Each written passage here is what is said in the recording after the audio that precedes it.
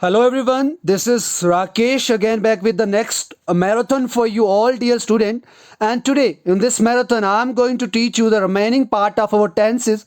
जो हमारा remaining part रह गया था, that was future indefinite tense and the future tense. So in this marathon I will cover your complete future tense, but generally I will be focusing on the main type of future tense, that is future indefinite tense. क्योंकि अगर बात करें, अगर आपने present tense और past tense को अच्छे तरीके से अगर स्टडी करा है, उसको अच्छे तरीके से लर्न करा है, देन डेफिनेटली आप सभी को यहाँ पे फ्यूचर इंडेफिनिट टेंस ही समझना है. Because if you will get the future indefinite tense in the proper way, then आपको जो future continuous tense, future perfect और फ्यूचर परफेक्ट कंटिन्यूस टेंस होगा, सेम यहाँ पे आपको थोड़ी सी चेंजिंग करते हुए जो प्रीवियस रूल आपने पढ़े हैं पास्ट टेंस और प्रेजेंट टेंस के अंदर, उन्हीं को यहाँ पे आपको क्या करना है, अप्लाई करना है. बाय द वे मैं आपको इसके अंदर बताने वाला हूं. So I hope you all will be ready for this lecture. I believe by the end of this lecture you all will have complete understanding about future indefinite tense and also future tense and all the types which we are going to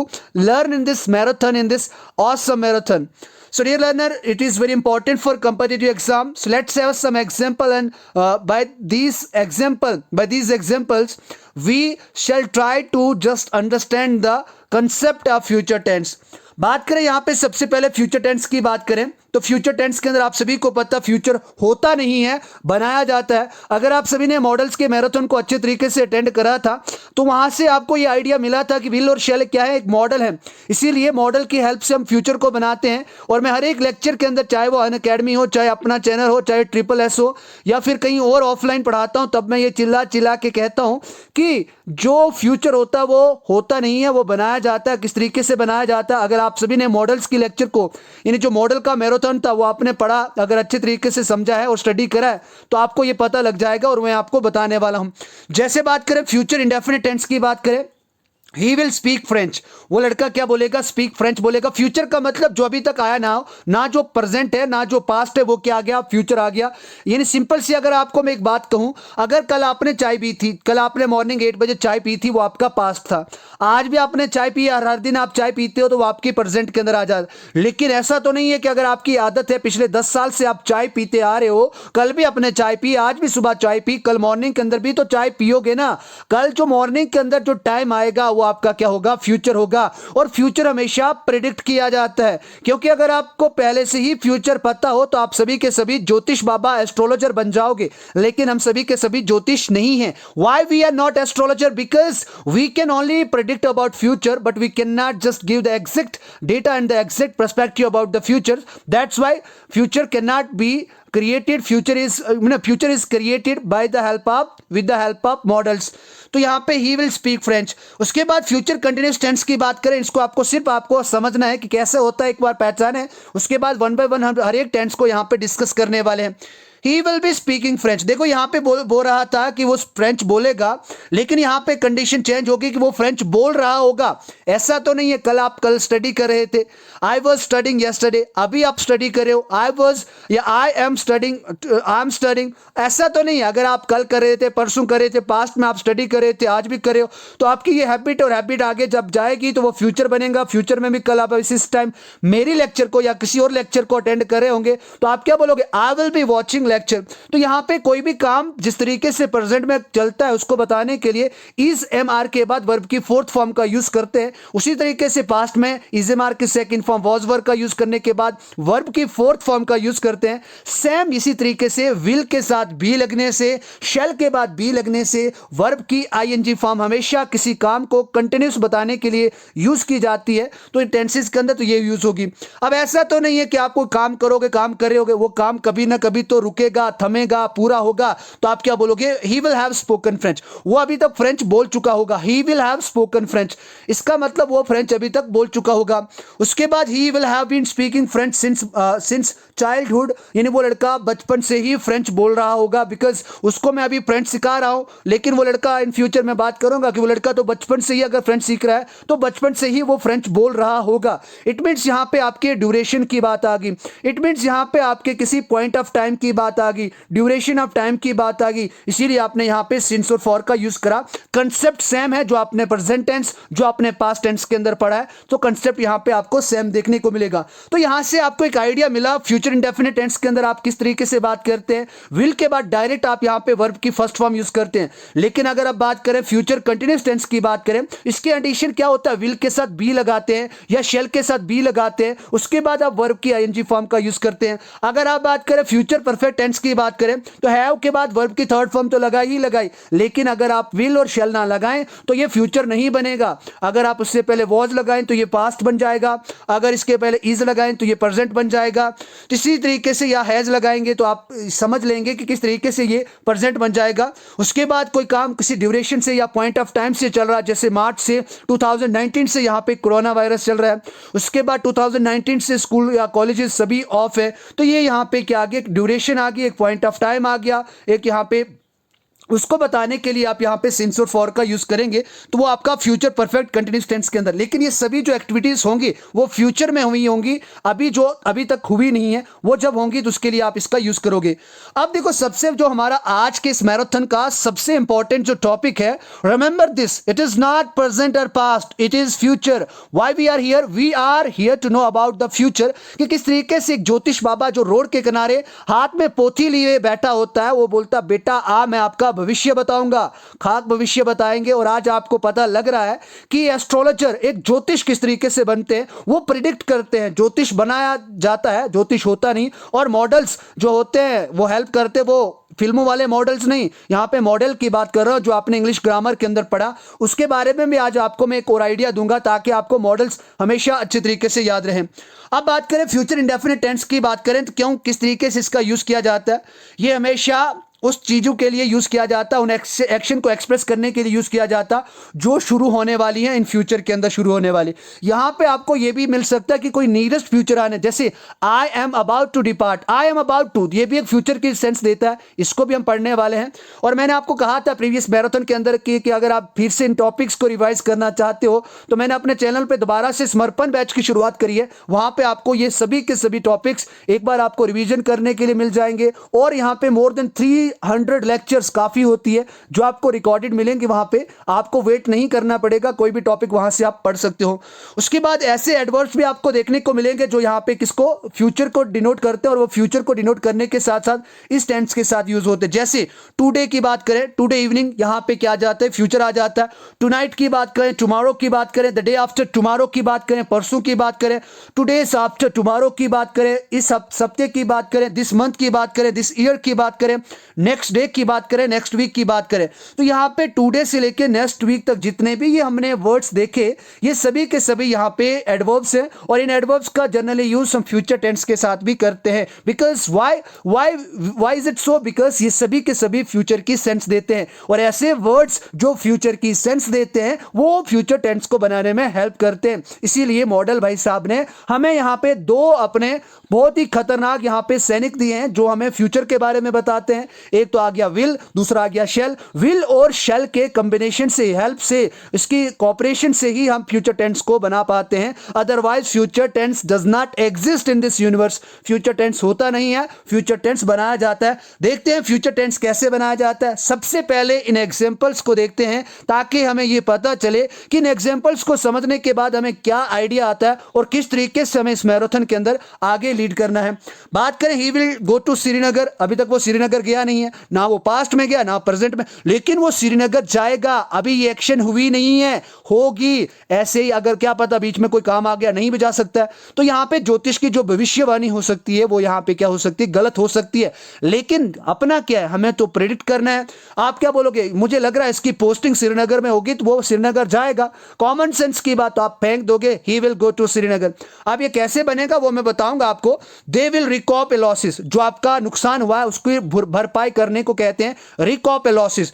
अब बात करें corona virus के अंदर सभी दुकानदारों का काफी ज्यादा नुकसान हुआ है, दुकानें काफी ज्यादा बंद रही थी। जैसे ही यहां पे लॉकडाउन ओपन होगा, सो दे विल रिकॉप ए लॉसेस, वो क्या करेंगे, अपने लॉसेस को भरपाई करेंगे, नुकसान की भरपाई करेंगे।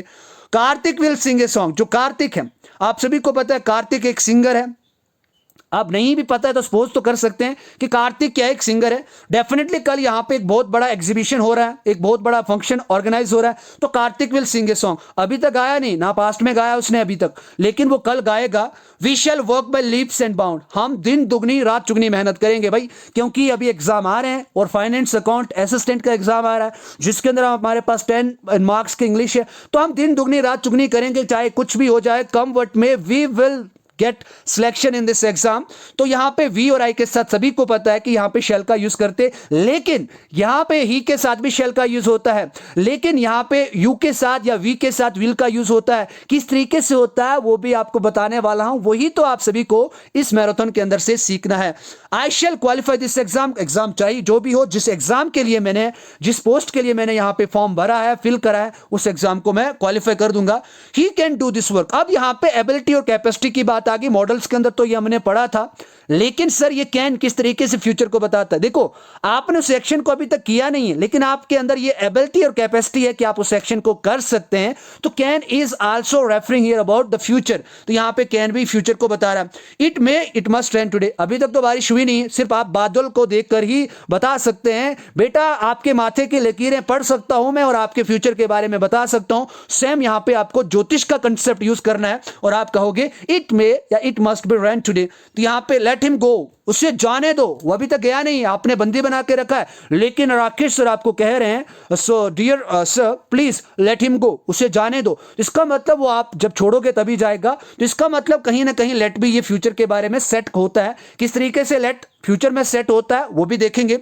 Let us attend this lecture, आप बोलोगे जैसे आपके घर वाले अभी आपको डिस्टर्ब करें, आपका कजिन, आपकी ब्रदर, आपकी सिस्टर या कोई आपको दूसरा काम बता रहा है, आप क्या बोलोगे, hey don't you know I am attending this lecture, okay please please let me attend this lecture. या आप एक से दो से ज्यादा कोई स्टूडेंट्स बैठ के देख रहे हो तो आप बोलोगे let us attend this lecture, हमें ये लेक्चर अटेंड करने दो। इस तरीके से ही आप सीखेंगे। अब यहां से आपको ये आइडिया, आपने अभी जितने भी यहाँ पे सेंटेंसेस देखे पिछली स्लाइड के अंदर, वहां से आपको ये आइडिया मिलता कि यहाँ पे हमने यूज करा था मे का, मस्ट का और कैन का, और उसके बाद वर्ब्स का यूज कर रहा था। Usages of verbs will tell about the happening of action, जो वर्ब का आप यूज करते हैं, क्योंकि यहाँ पे आप बात करें मे, माइट, मस्ट, कैन की बात करें, कैन एक सेमी मॉडल्स की तरीके से भी आता है, क्योंकि कैन की जो सेकंड फॉर्म होती है वो कुड भी होती है। तो यहाँ से ये पता चलता है कि जो वर्ब्स का इस्तेमाल हम करते हैं सेंटेंस के अंदर, वो ये बताता है कि एक्शन कब होगा। As we have also seen, जो हमने देखा था लेट का यूज देखा था एग्जांपल्स के अंदर, और मैंने वहां पे आपको बताया था किस तरीके से लेट को यहां पे सेट किया जाएगा, वो भी मैंने आपको बताया था। और यहाँ पे कहीं ना कहीं लेट का यूज होता है फ्यूचर के अंदर। तो इन सभी कंसेप्ट्स को हम आज यहाँ पे इस मैराथन के अंदर क्लियर कर रहे हैं और क्लियर करेंगे भी। उसके बाद यहाँ पे सबसे पहले एफर्मेटिव बनाने के लिए फ्यूचर इंडेफिनिट टेंस को किस तरीके से बनाया जाता है। अब देखो यहाँ पे फ्यूचर इंडेफिनिट टेंस को बनाने के लिए, एफर्मेटिव बनाने के लिए सबसे पहले आपके पास सब्जेक्ट होना चाहिए।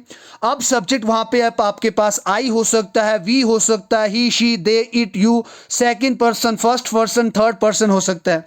उसके बाद उनके मुताबिक आपको विल और शैल का यूज करना है। फिर आपको हमेशा, आप बात करें इंडेफिनिट के अंदर, तो हमेशा आपको वर्ब की फर्स्ट फॉर्म ही यूज करना है, और उसके बाद ऑब्जेक्ट। अब देखो यहां से एक कंसेप्ट और क्लियर होता है। मैंने जब आपको मॉडल्स के मैराथन करवाया था और उस मैराथन के अंदर चीख चीख के बताया था कि मॉडल्स के बाद हमेशा वर्ब की फर्स्ट फॉर्म लगाते हैं। So don't you think like that कि यहां पे विल और शैल मॉडल हैं और उसके बाद यहां पे हम क्या यूज कर रहे हैं, ओनली एंड ओनली वर्ब की फर्स्ट फॉर्म यूज करें। तो कितना यहां पे सिमिलरिटी मिल रही है मॉडल्स और यहां पे विल और शैल, जो दो मॉडल्स थे, और यहां पे टेंस के अंदर। तो कहीं ना कहीं ये बात आप सभी को समझने को मिलती है कि मॉडल्स से ही यहां पे फ्यूचर टेंस को बनाया जाता है। मॉडल से हम यहां पे विल और शैल को उधार लेते हैं। विल और शैल से दो से ऐसे मॉडल्स हैं जो हमें फ्यूचर की सेंस देते हैं, और जो वर्ड फ्यूचर की सेंस देते हैं उन्हीं से हम फ्यूचर तो बनाते हैं। ज्योतिष बाबा कौन से दूसरे यहां पे पत्री पढ़ के आते हैं या कोई दूसरी पोथी पढ़ के आते हैं, बस यही तो विल और शैल का कंसेप्ट उनको क्लियर होता है। तभी तो बोलते हैं बेटा हम आपके माथे को पढ़कर बता सकते हैं कि आपकी कुंडली में क्या है। आई शैल पार्टिसिपेट इन डांस कंपटीशन, अभी तक आपने किया नहीं, आगे आने वाले करोगे, क्या पता आप नहीं भी कर सकते, लेकिन you are predicting here. I shall participate in dance competition. Ramesh will buy a new house, जो रमेश है वो एक नया घर खरीदेगा। तो इस प्रकार से आपको यहाँ पे एग्जांपल्स देनी है, इन एग्जांपल्स को समझते हैं। अब देखो शेल और विल मैंने आपको बताया ये मॉडल्स एंड टाइप्स होती हैं वर्ब की, जो यहाँ पे इंडिकेट करती हैं मॉडलिटी को। अब मॉडलिटी का मतलब क्या होता है, जैसे आप बात करें सलमान खान की बात करें, अमिताभ बच्चन की बात करें, अजय देवगन की बात करें, शाहरुख खान की बात करें, ऋतिक रोशन की बात करें, वो सभी ऐसे हॉलीवुड बॉलीवुड के स्टार्स हैं जो यहाँ पे मॉडलिटी को शो करते हैं। कहीं ना कहीं उनका लेवल एक नॉर्मल इंसान से ज़्यादा है। इसी तरीके से इंग्लिश के अंदर नॉर्मल वर्ड्स आपको काफ़ी मिलेंगे, लेकिन मॉडल्स थोड़ा सा नॉर्मल से ऊपर रहते हैं। ये इंग्लिश ग्रामर के सेलिब्रिटी होते हैं, मॉडल्स होते हैं जो यहाँ पे मॉडलिटी को इंडिकेट करते हैं। और ये हमेशा क्या जो एक करता होता है, एक डूअर होता है, उसके इंटेंशन को ही शो करते हैं। जो मॉडल्स होते हैं it shows the model show the intention of doer, जो डूअर जो करता होता है, जो एक्शन का परफॉर्म करता है, उसकी यहाँ पे इंटेंशन को शो करते हैं। अब यहाँ पे किस तरीके से यूज किया जाता है विल और शेल का, मैंने आपको कहा था आई और वी के साथ हमेशा हम शेल का यूज करते हैं। ही शी इट यू दे के साथ हम विल का यूज करते हैं। इट मीन्स सेकंड और थर्ड पर्सन के साथ हम किसका यूज करते हैं, विल का यूज करते हैं। और फर्स्ट पर्सन के साथ हम शेल का यूज करते हैं। लेकिन आपको यह भी देखने को मिलेगा आज इस मैराथन के अंदर कि आप यहाँ पे सेकंड और थर्ड पर्सन के साथ शेल भी यूज करते हैं और फर्स्ट पर्सन के साथ आप विल भी यूज करते हैं। जनरल एंड स्पोकन की बात करें तो स्पोकन में जनरली हम सिर्फ विल का ही यूज करते हैं। I will go to Jammu, I will go to Delhi, I will go to Ladakh, Leh Ladakh. तो इस तरीके से आप स्पोकन के अंदर विल का यूज करते हैं। अब बात करें जब भी आप शेल का यूज करते हैं किसके साथ, देखो यहां पे आप बात आ गई सेकंड पर्सन या थर्ड पर्सन के साथ, तो वो वहां पे कंडीशन को एक्सप्रेस करता है। कौन सी कंडीशन, वहां पे एक प्रॉमिस की, दावे की बात करता है, वादे की बात करता है, किसी को धमकी देता है, या डिटर्मिनेशन की बात करता है, या आप परफॉर्मिंग एक्शन। तो यहां पे आपके एक डिटर्मिनेशन बताते, एक दृढ़ संकल्प के बारे में बात करता है, थ्रेट की बात करता है, प्रॉमिस की बात करता है। लेकिन कब, जब ही के बाद शेल लगेगा, जब यहां पे रमेश के बाद शेल लगेगा, जब राकेश के बाद शेल लगेगा। अदरवाइज ग्रामर तो हमें डिनाई करता है, लेकिन लगता है कभी कभी। कब लगता है, जब आपको थ्रेट को शो करना हो, प्रॉमिस को शो करना हो, या फिर डिटर्मिनेशन ऑफ परफॉर्मिंग एक्शन को शो करना हो। एट द टाइम आप वहां पे सेकंड पर्सन और थर्ड पर्सन के साथ आप शेल का यूज कर सकते हैं। अब यहाँ पे लेट का किस तरीके से सेट होता है, is used in the beginning of a sentence. Let हमेशा सेंटेंस के बिगिनिंग में ही यूज करते हैं विद ऑब्जेक्टिव केस प्रोनाउन। किसके साथ, ऑब्जेक्टिव केस प्रोनाउन के साथ। जैसे लेट अस गो, चलो चलते हैं, तो लेट अस यहाँ पे क्या है, ऑब्जेक्टिव केस प्रोनाउन है। लेट अस सी, देखने दो बाहर क्या हो रहा है। लेट मी वॉच टेलीविजन, इस तरीके से भी आप बात कर सकते हो। लेट देम स्पीक, अगर आप बैठे हो आप बोलोगे okay let me take rest, मुझे आराम करने दो। अगर आपको अभी कोई डिस्टर्ब कर रहा है आप बोलोगे sir let me watch this lecture, mummy let me watch this lecture, sister let me watch this lecture. उसके बाद अगर आप बोल रहे हैं आपको कोई बोलने नहीं देता तो आप बोलोगे hey excuse me let me speak, मुझे बोलने दो। लेट देम स्पीक, उन लोगों को भी तो सुने, उन्हें भी बोलने दो। लेट हर प्रिपेयर टी, इंतजार करो वो चाय बना रही है, बनाने दो उसको अब चाय। Let her prepare T. तो इस तरीके से यहाँ पे मैंने हिम, अस, देम, हर, ये सभी के सभी क्या होते हैं, ऑब्जेक्टिव प्रोनाउन होते हैं। ऑब्जेक्टिव केस प्रोनाउन भी इनको कहा जाता है। वी नेवर राइट, हम कभी भी ऐसा नहीं लिखते लेट आई, ऐसा कभी नहीं लिखते, क्योंकि यहां पे सब्जेक्टिव केस प्रोनाउन का यूज नहीं होता। Only and only whenever we talk about the let and if we want to set let in the future tense, at that time you must keep one thing in your mind, we never write like that let I, let he, let they, let she. तो ऐसा नहीं लिखा जाता। I shall को यहाँ पे आप abbreviated form में, आई के बाद यहाँ पे आप एप्स्ट्रॉफी के बाद यहाँ पे डबल एल यूज कर सकते हैं। आइल बन जाता है, ही विल को हिल बन जाता है। तो ये यहाँ पे आपकी शॉर्ट फॉर्म बन जाती है, इसको कंट्रैक्टेड फॉर्म भी कहते हैं। तो जनरली जब भी आपको कंफ्यूजन रहे, कभी देखो स्पोकन के अंदर, राइटिंग के अंदर कंफ्यूजन रह जाती है कि सर मुझे तो ये पता नहीं कि आई के बाद क्या लिखा जाए, वी के बाद, शी के बाद क्या लिखा जाए, तो तब यहाँ पे इस वाली ट्रिक का आप यहाँ पे यूज कर सकते हो। नॉर्मली ऐसे लिख ले, ना तो शेल की झंझट ना तो विल की झंझट, और अपना काम भी हो जाएगा। अब यहां पे हमने ये देखा कि एफर्मेटिव किस तरीके से बनता है। Now it's time to see about the negative sentence. अगर आप बात करें फ्यूचर इंडेफिनिट टेंस की बात करें, क्योंकि ज्योतिष बनना है, ज्योतिष बनने के लिए पूरा आपको ज्ञान होना चाहिए। किसी की कुंडली बतानी है, बेटा तेरी शादी कब होगी, बेटा तेरा एग्जाम क्रैक कब होगा, बेटा तू कब सफल होगा। तो इस तरीके से जब भी आपको आपकी कुंडली के साथ साथ दूसरों की कुंडली भी देखने का काम करना हो, और कल के बाद आप कुंडली देख लोगे, क्योंकि आज आपने सूरज सर की लेक्चर को अटेंड करा, तो आप सभी के सभी आज ज्योतिष की ट्रेनिंग ले रहे हैं, किस तरीके से एक ज्योतिष बाबा हमें यहाँ पे में ठगता है और यहाँ पे हमारे भविष्य के बारे में बताता है और हम उसको सच मान भी देते हैं। अब यहाँ पे नेगेटिव सेंटेंस को बनाने के लिए आप सभी को पता है एक ही सबसे बड़ा ब्रह्मास्त्र है, वो है नॉट। जब भी आप किसी हेल्पिंग वर्ब के साथ या मॉडल एक्सिलरीज वर्ब के साथ आप नॉट का यूज करोगे तो वो डिनाई कर देगा, इट मींस वो नेगेटिव सेंस देना शुरू कर देगा। सब्जेक्ट के साथ विल और शैल यूज होता है, अकॉर्डिंग टू सब्जेक्ट यूज किया जाता है, और मैंने आपको बताया विल के साथ कौन सा सब्जेक्ट और शैल के साथ कौन से सब्जेक्ट यूज होते हैं। उसके बाद यहाँ पे अब नॉट का एडिशन होगा, उसके बाद वर्ब की फर्स्ट फॉर्म ही लगेगी।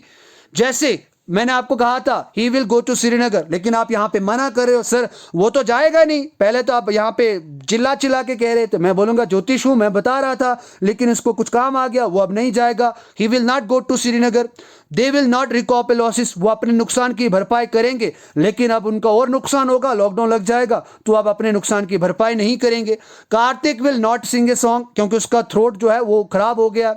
आई shall not buy a laptop, मेरे पास इतना यहाँ पे मनी नहीं है, इतना यहाँ पे मेरे पास बैलेंस नहीं है कि मैं लैपटॉप खरीदूं। We will not attend the party, कल जो पार्टी हम उसको अटेंड नहीं करेंगे, कल तक हमारा प्लान था बट सडनली हमें कोई काम आ गया, अब हम कल की पार्टी अटेंड नहीं करेंगे। तो फ्यूचर के अंदर देखो, पहले आपने तो सेट करा था टारगेट कि आप करोगे, बट फ्यूचर होता नहीं है, यही तो मैं आपको बता रहा हूं। आपने देखा अभी आपका प्लान चेंज हो गया, यहां पे एक नेगेटिव सेंस आ गई। नेगेटिव सेंस को बनाने के लिए फ्यूचर के अंदर विल और शैल के बाद आप नॉट का यूज करें, वर्ब की फर्स्ट फॉर्म का यूज करें, जिसको आप एक्शन की फर्स्ट फॉर्म भी कहते हैं। और इसी तरीके से विल नॉट को विलेंट नहीं कहते हैं, वॉन्ट कहते हैं शॉर्ट फॉर्म में, और शेल नॉट को यहां पे शेलेंट नहीं कहते हैं। जिस तरीके से डिड नॉट को डिडंट कहते हैं, डज नॉट को डजंट कहते हैं, डू नॉट को डोंट कहते हैं, उसी तरीके से यहां पे विल नॉट को विलेंट नहीं वॉन्ट कहते हैं, शेल नॉट को शेलेंट नहीं शांट कहते हैं। तो ये बात भी आपको क्लियर रखनी है। I hope this point is clear to each and every student of this triple S platform. Let's move ahead. अब यहां पे बात करते हैं इंटरोगेटिव सेंटेंस की बात करते हैं। अब देखो यहां पे बात करी हमने नॉर्मल सेंटेंस की बात करी, जिसको असर्टिव सेंटेंस या अफर्मेटिव सेंटेंस भी कहा जाता है। Then after we have discussed here about negative sentence. पहले प्लान था पक्का जाऊंगा, बाद में आपका प्लान कैंसिल हो गया, आपने नॉट का यूज कर दिया, तो आपकी भविष्यवाणी गलत होगी। अब यहां पे आपकी भविष्यवाणी, आप ज्योतिष बाबा को क्वेश्चन करोगे, क्या वो लड़का श्रीनगर जाएगा? आपने तो बोला गया तो नहीं, क्या वो जाएगा? तो यहां पे आप ज्योतिष बाबा आप हैं, तो आप ज्योतिष बाबा से ट्रेनिंग ले रहे हैं कि सर अगर कोई मुझे ऐसे पूछे तो आप क्या बोले, किस तरीके से आंसर करें। तो यहां पे आप इंटरोगेटिव सेंटेंस की बात करें, विल और शैल के बाद आपको यहां पे विल और शैल को सब्जेक्ट से पहले लिखना है, उसके बाद आपको सब्जेक्ट यूज करना है, देन आफ्टर वर्ब की फर्स्ट फॉर्म ऑब्जेक्ट। और भाई साहब यहां पे जो मैंने प्रीवियस मैराथन के अंदर पंक्चुएशन मार्क्स के बारे में बताया, वहां का जो क्वेश्चन मार्क होता है, तो उसको आपको यहां पे इंटरोगेटिव जो होता है साइन, उसका यूज करना है। जैसे will he go to Srinagar, क्या वो लड़का श्रीनगर जाएगा? बाबा आपने पहले प्रेडिक्ट करा था, मैं तो सच मान रहा था कि चलो बला टली, लेकिन वो बला तो गई नहीं। आप मुझे बताओ क्या वो लड़का श्रीनगर जाएगा? क्या will he go to Srinagar? तो ज्योतिष बाबा क्या बोलेंगे? Astrologer, what will astrologer say? He will say okay की patients have faith me on me, surely he will go to Srinagar. आप फिर से पूछोगे surely will he go to Srinagar, आप बोलोगे यस, तो यहां पे आप एफर्मेटिव आंसर दोगे, he will go to Srinagar. नहीं नहीं नहीं, वो नहीं जाएगा, he will not go to Srinagar. Will they recoup a losses? तो इसी तरीके से आपको ये सभी के सभी एग्जांपल्स को कवर करना है। तो आप ज्योतिष यहां पे अच्छे तरीके से ट्रेनिंग ले रहे हैं। I hope my point is clear to everyone and my points are clear to everyone. सभी पॉइंट्स आप सभी को समझ आ रहे हैं? Yes sir no, please mention in chat box. काफ़ी मज़ेदार है, स्पीड अच्छी है, ताकि ज़्यादा भी कोई स्पीड नहीं है, काफ़ी मज़ेदार है, ये सभी आपको आता है, बस आपको यहाँ पे कंसेप्ट को समझना है। अब यहाँ पे बात आ जाती इंटरोगेटिव नेगेटिव सेंटेंस की बात आती है। अब यहाँ पे नेगेटिव सेंटेंस के बारे में भी पढ़ा, इंटरोगेटिव के बारे में पढ़ा, लेकिन ज्योतिष बाबा हैं, कहीं किसी तरीके का भी क्वेश्चन आ सकता है। अब यहाँ पे कम्प्लेक्सी, यहाँ पे कम्प्लेक्सिटी बन गई है। अब कम्प्लेक्सिटी के अंदर किस तरीके से आपको रिस्पॉन्स करने हैं, आपको जो पूछे जाएंगे, आपके जो यहाँ पे जो आपको पूछने वाले आपके भक्तजन होंगे, आप किस तरीके से आपको पूछेंगे, वो बोलेंगे सिंपल से आपको बोलेंगे, बाबा आपने पहले बोला था he will go to Srinagar, लेकिन वो गया नहीं, तो he will not go to Srinagar मना कर दिया।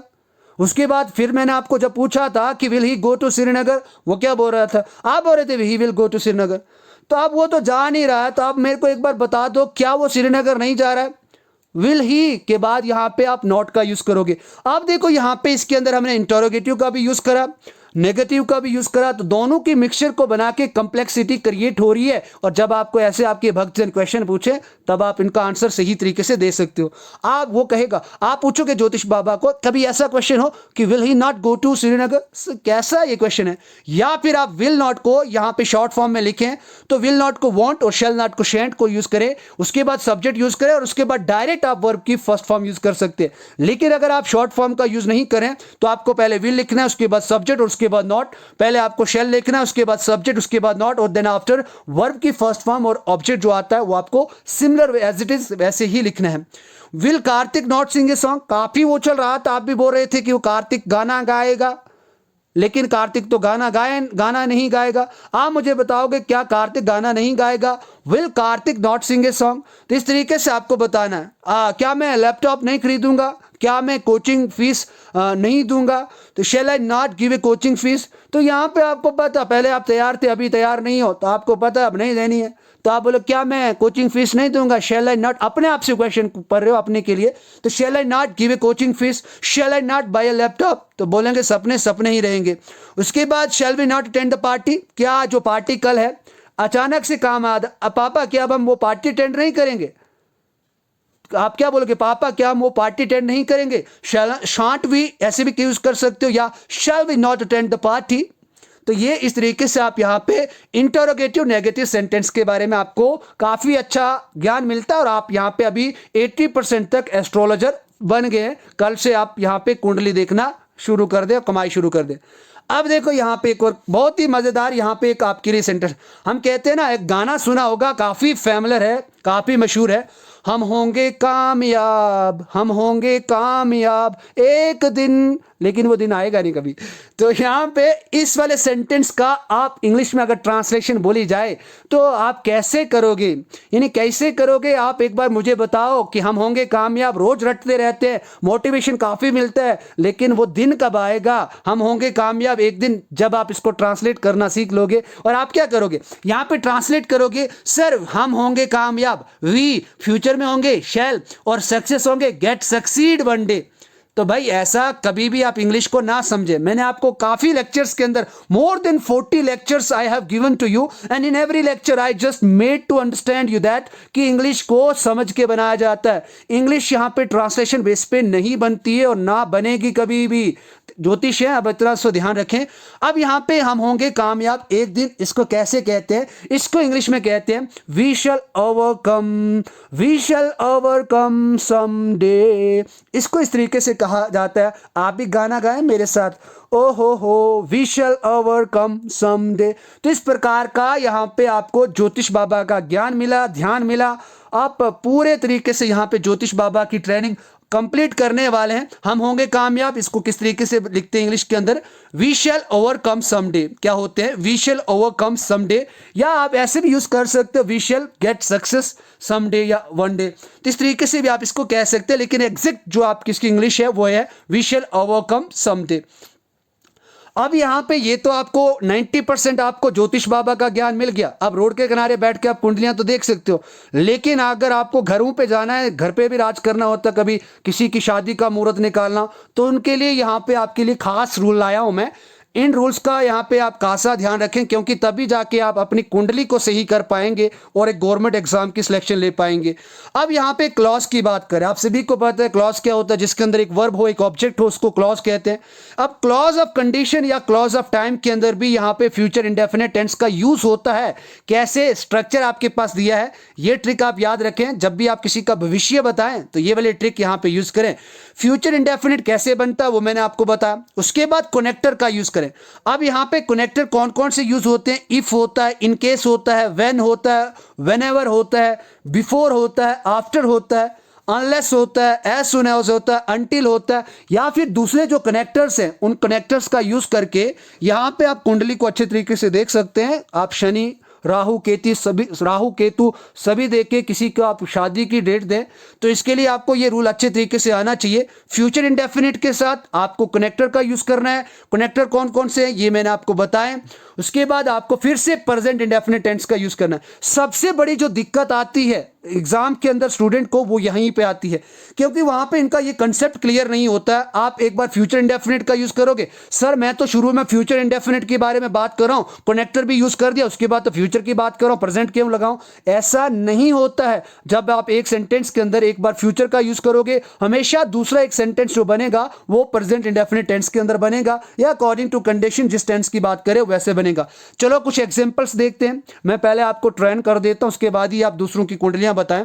देखो यहां पे आई will write if you will come, मैं यहां पे क्या बोल रहा हूं? आई विल राइट, मैं लिखूंगा आप अगर आप यहां पे आओगे। तो यहां पे भी विल यूज आया, वहां पे विल यूज आया। आपको ये बताना कि ये करेक्ट है या नहीं है। If you will write, I will right, आपको ये भी बताना है कि इन दो सेंटेंस में क्या गलती है और ये इनकरेक्ट है या करेक्ट है, तो ये आपको बताना। तो आपको ये पता है, क्योंकि अभी चिल्ला चिल्ला के मैंने स्ट्रक्चर के बारे में आपको बताया। फ्यूचर इंडेफिनिट के बाद कनेक्टर का यूज होता है, उसके बाद फ्यूचर नहीं यूज होता है, प्रेजेंट इंडेफिनिट टेंस यूज होता है। तो ये मैराथन काफी इंपॉर्टेंट हो रहा है। पहले भी मैंने एक बार रिकॉर्ड करके सर को दिया था, but I don't know why sir didn't upload this lecture. अब यहाँ पे आई विल राइट ये आपको बताना है। चलो आपको मैं ही थोड़ा सा हेल्प कर देता हूँ।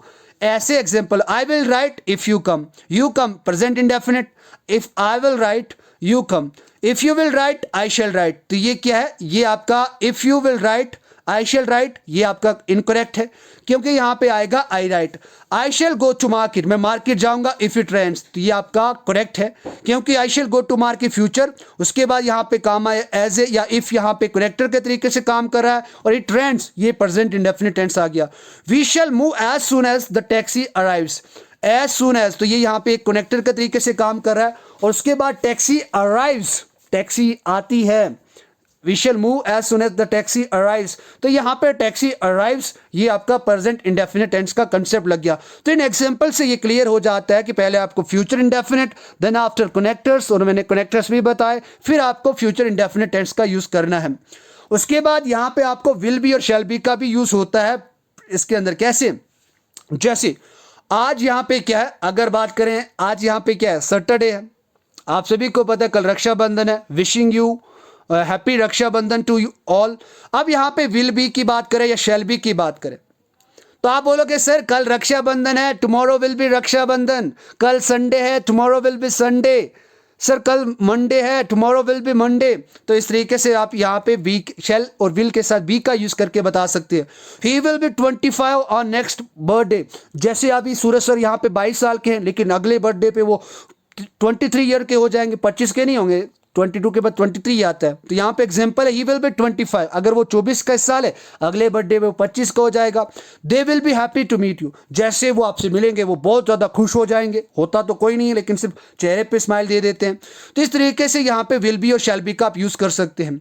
उसके बाद फ्यूचर इंडेफिनिट टेंस यहाँ पे जनरल सिचुएशन के लिए भी यूज़ किया जाता है। जैसे आप बात करते हैं ना, which we think that these are going to happen, हम ऐसा सोचते हैं कि ये अभी होने वाली। जैसे अभी बहुत ज़्यादा काले बादल बाहर मंडरा रहे हैं, आप बोलोगे बस बारिश होने वाली है, सर्दियां आने वाली हैं, गर्मी आने वाली है, जो परिंदे हैं वो अपने घोंसले बनाने वाले हैं, हम यहाँ पे एक प्लान, एक योजना बनाने वाले हैं। यहाँ पे लोग तो क्या, जैसे लोगों को ये बात पता चलेगी वो लोग अफवाहें फैलाने वाले हैं। इसका मतलब आपको ये श्योरली पता है कि ये चीज़ होने वाली है। एट दैट टाइम आप फ्यूचर इंडेफिनिट टेंस का यूज़ करते, जैसे winter will come again, birds will build their nests, we shall make plan, people will spread rumours. इस प्रकार के सेंटेंसेस के लिए भी आप फ्यूचर इंडेफिनिट टेंस का यूज़ करते हैं। उसके बाद मैंने यहाँ पे एक नियरेस्ट फ्यूचर के बारे में बात करी थी। देखो जब भी आप कभी नियरेस्ट फ्यूचर बनाते हैं, उसके लिए आप गोइंग टू और अबाउट टू का यूज़ करते हैं। अगर आप ब्राइट आविष्कार पे जाएंगे तो काफ़ी इंटरेस्टिंग स्पोकन के हिसाब से यहाँ पे आपको गोइंग टू और अबाउट टू मिलेगा, तो आपको बेनिफिट है, ये आपका फ़ायदा है। अगर आप जाएँ तो अच्छा है, नहीं जाएँ तो फिर भी अच्छा है। यहाँ पर भी मैं पढ़ा रहा हूँ आपको। Use of going to and about to की बात करें तो ये फ्यूचर एक्शंस को बताते हैं। जैसे आपके बड़े भैया आपको कहीं जा रहे हैं, वो आप घर से निकले नहीं, वो गाड़ी के पास पहुंच गए, वो आपको कॉल करते हैं, भाई कहाँ गया?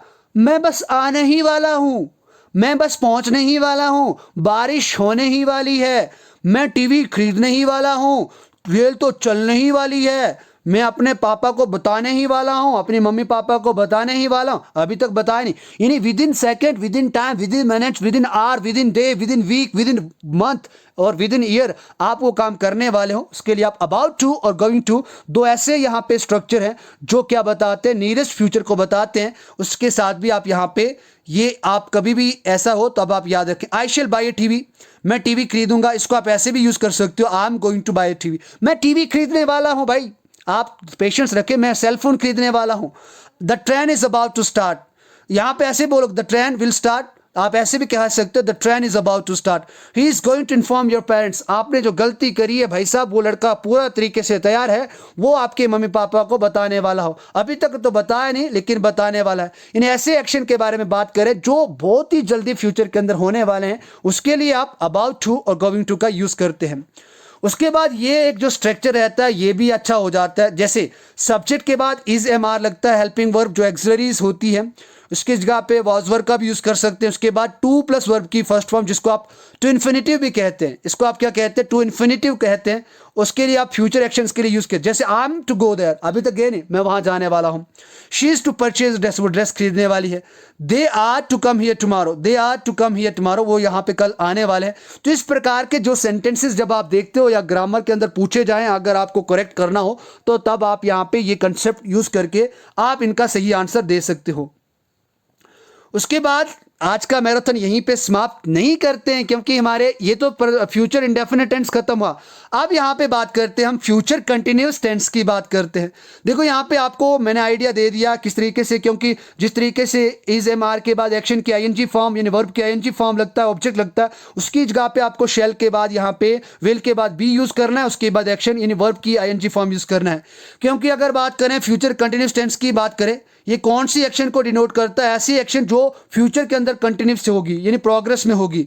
For strong guess with some words like surely, definitely, certainly, जैसे surely he will be dancing, surely he will be celebrating Raksha Bandhan, definitely she shall be just tying the, क्या बोलोगे, नॉट, वो शादी कर रही होगी। तो इस प्रकार की आप जब आपको पता फ्यूचर के अंदर कोई काम चल रहा होगा उसको बताने के लिए आप विल बी, शैल बी के साथ आप आईएनजी फॉर्म का यूज करें। एग्जांपल देख लेते हैं, I shall be playing cricket in the evening, Rajesh will be reading in the college, she will be washing the clothes, he will be marrying with Geeta on Wednesday, इन्हें बुधवार पर, Wednesday के ऊपर यहाँ पे गीता के साथ उसकी शादी हो रही होगी। We shall be going to Jammu tomorrow, Mohan will be staying here next month, Mohan यहाँ पे रुक रहा होगा अगले महीने। तो इस प्रकार के यहाँ पे सेंटेंस आप समझ सकते हैं। मैंने ये पढ़ा दिया, जो मेन टॉपिक था इस मैराथन का वो इंडेफिनिट था, दूसरे टॉपिक्स आपको पहले से ही है, क्योंकि जो ना पास्ट हो जो ना प्रेजेंट हो वो फ्यूचर होता है। और फ्यूचर के लिए आप विल शेल के साथ वर्ब की फर्स्ट फॉर्म यूज करते हो। विल शेल क्या है, दो मॉडल्स हैं। बात करें ही, शी, विल, यू, दे और या किसी के नेम के साथ सेकेंड और थर्ड पर्सन के साथ आप विल का यूज करते हैं, आई और वी के साथ शेल का यूज करते हैं। लेकिन जब आप सेकेंड और थर्ड पर्सन के साथ शेल का यूज करते हैं वो वहां पे प्रॉमिस, थ्रेट या डिटर्मिनेशन को एक्सप्रेस करता है। तो ये बात भी आपको याद रखनी है। अब यहां पे इसके अंदर आपको क्या यूज करना है, शैल बी यूज करना है, और आई वी के साथ आप शैल बी यूज करोगे। He, she, it, you, they name के साथ आप विल बी का यूज करोगे। इट मींस सेकेंड और थर्ड पर्सन के साथ यहां पे आप किसका यूज करोगे, विल बी का यूज करोगे। यहां डिटर्मिनेशन, थ्रेट और प्रॉमिस को बताने के लिए आप शैल बी का यूज करोगे। अब यहां पे अफर्मेटिव का रूल ये होगा, सब्जेक्ट के बाद आपका विल शैल लगेगा। ये आपको मैं इसीलिए थोड़ा सा रिवाइज करवा रहा हूं क्योंकि आपको ये पता है। विल शेल के बाद बी लगेगा। अब सब्जेक्ट कैसा है उस तरीके से विल लगेगा। सब्जेक्ट यहाँ पे वी है, शेल लगेगा। सब्जेक्ट ही है तो विल लगेगा, फिर बी लगेगा, बी ये कंपलसरी रहेगा। उसके बाद वर्ब की आईएनजी फॉर्म लगेगी और उसके बाद ऑब्जेक्ट। जैसे I shall be going to market, she will be doing the dishes यानी वो बर्तन साफ कर रही होगी। We shall be playing, Rakesh sir will be teaching, he will be coming today in the evening, वो आज शाम को आ रहा होगा। तो इस प्रकार के जब भी फ्यूचर में कोई काम हो रहा होगा तो ज्योतिष अब आप बना सकते। उसके बाद नेगेटिव सेंटेंस को बताने के लिए दूसरा रूल सेम रहेगा, सिर्फ आपको विल और शेल के बाद नॉट यूज करना और उसके बाद आपको बी यूज करना है। और उसके बाद रूल आपका सेम रहेगा, वर्ब की फोर्थ फॉर्म यहां पे भी लगेगी, उसके बाद ऑब्जेक्ट लगेगा। जैसे आई शेल नॉट, तो यहां पे आप शॉर्ट फॉर्म का यूज करोगे, I shan't be going to market. she won't be doing the dishes. We shall not be playing the cricket. Rakesh sir will not be teaching. He will not coming today in the evening. तो ये सभी आपको clear करना है कि किस तरीके से आपको इनके आंसर देने हैं। उसके बाद इंटरोगेटिव सेंटेंस की बात करें, यहाँ पे आप क्वेश्चन पूछेंगे, क्या आप मार्केट नहीं जा रहे होंगे, इस प्रकार के। Will you not be going to market, shall I be going to market, क्या मैं मार्केट जा रहा हूँगा, तो ये इंटरोगेटिव है, तो इस तरीके से नॉट नहीं लगेगा, क्योंकि इंटरोगेटिव नेगेटिव होता तो नॉट लगाते, लेकिन खाली यहाँ पे ये इंटरोगेटिव है, तो आप पूछोगे will he not be going to market, मैं बोलूँगा no he will not be going to market. Shall I be going to market, क्या मैं मार्केट जा रहा हूँगा, तो मैं बोलूँगा yes I shall be going to market, no I shall not be going to market. अच्छा, will she be doing the dishes, क्या वो बर्तन साफ कर रही होगी, तो आपको पता है कर रही होगी, तो आप बोलोगे yes she will be doing the dishes. Shall we be playing, no we shall not be playing. Will Rakesh sir be teaching? Yes surely Rakesh sir will be teaching. Will he be coming today in the evening? तो इस प्रकार से आप interrogative sentence बना सकते हैं। अब यहाँ पे यह है इंटरोगेटिव नेगेटिव सेंटेंस, तो यहाँ पे आपको विल और शैल यूज करना है, उसके बाद सब्जेक्ट यूज करना है, उसके बाद नॉट, और उसके बाद बी यूज करना है, और फिर वर्ब की फोर्थ फॉर्म और ऑब्जेक्ट। और अगर आप शॉर्ट फॉर्म का यूज करें तो विल और नॉट, उसके बाद आप सब्जेक्ट यूज करें और डायरेक्ट फिर बी का यूज करें और वर्ब की फोर्थ फॉर्म यूज करें। जैसे I shall be playing cricket tomorrow, मैं कल क्रिकेट खेल रहा हूँगा। They will be washing their clothes, कल छुट्टी है तो वो अपने कपड़े धो रहे होंगे। अब यहाँ पे इंटरोगेटिव नेगेटिव बनाना है। Shall I not be playing cricket tomorrow, क्या मैं कल क्रिकेट नहीं खेल रहा हूँगा, इतना भी मेरे को हक नहीं है क्या, कि इतना भी मैं फ्री नहीं हूँ। Will they not be washing their clothes, क्या वो कल अपने कपड़े नहीं धो रहे होंगे। तो इस प्रकार के सेंटेंसेस को बताने के लिए आप यहाँ पे इसका यूज करते हो। ये आपको पहले से ही आता था, एक बार मैंने आपको हिंट दिया जल्दी जल्दी, ताकि आप एक बार रिवीजन भी कर पाओ। उसके बाद आपके पास फ्यूचर परफेक्ट टेंस होता है, जिस तरीके से प्रेजेंट परफेक्ट पास्ट के अंदर रूल देखें डिटो रूल होते हैं, वहां पे आप यहाँ पे वॉज वर का, ही शी का, हैज हैव का यूज करते हैं, लेकिन यहाँ पे आप विल का यूज उनसे पहले करेंगे, और हैव के बाद यहाँ पे वर्ब की थर्ड फॉर्म का यूज करें। जैसे he will have written a letter, वो लेटर लिख चुका होगा। फ्यूचर परफेक्ट कंटिन्यूस टेंस के अंदर कुछ काम पक्के से हो गया होगा, उसको बताने के लिए इसका यूज करते हैं। इसके अंदर आप सिंस और फॉर का यूज करते हैं। He will be have been writing letter, इस तरीके से आप इसका यूज करें। तो I hope this future tense जो मैराथन था वो काफ़ी आप सभी के लिए हेल्पफुल रहा होगा। अगर आप चाहते हैं कि जिस तरीके से फ्यूचर इंडेफिनिट टेंस आपको समझ आया, अगर आपको डाउट रहेगा तो मैं आपको दूसरी ये टाइप्स भी समझा दूंगा, लेकिन आपके लिए ये बहुत ही ईजी है। I hope you can just do this sort of effort for yourself so that you can get the all tenses of future, all types of future tense. So this was all about the today's marathon. I hope you have got the great qualitative content with the funny lecture of this marathon.